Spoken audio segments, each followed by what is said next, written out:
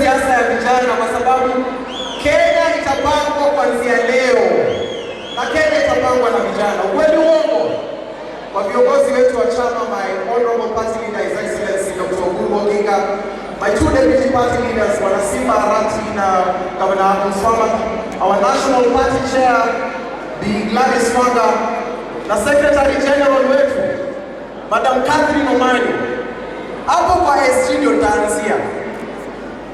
Vijana, mtu asikuje atudanganye kwamba kitu ambayo imejengwa for 20 years itaharibiwa kwa sababu kuna watu wanatafuta popularity mahali.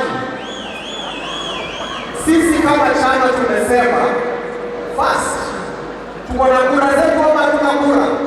Kama uko na kura, toa kofia nyole. Toa kofia kama uko na kura. Hawa watu ambao wanajaribu kudanganya sisi hawa wakani, hata sisi tuokani na hizo kani ni za nani? Dr. Oburu Oginga. Daktari, hizo kura utachukua uamue kitu utafanya nazo. Mimi kama kijana ningependa kwa acknowledge hawa youth leaders wa Nairobi. Chama bila nyinyi youth leaders tafadhali simameni, wale ambao kwa hapa mbele. Bila nyinyi chama haitasurvive hapa Nairobi. Tafadhali tupigie hawa youth leaders makofi. Hakuna mtu atakudanganya kwamba alimpenda Raila Odinga kuliko Bwana Oburu Oginga. Ukweli uongo?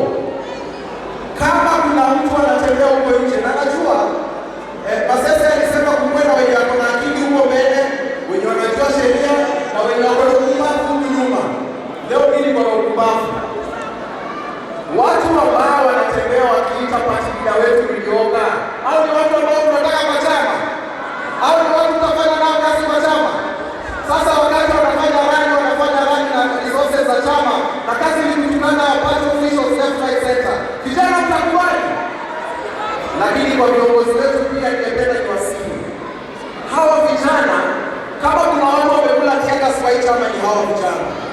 Kama kuna watu ambao ndugu zao na dada zao wameuawa ni hawa vijana. Kama kuna vijana ambao wamesimama na chama cha ODM ni hawa.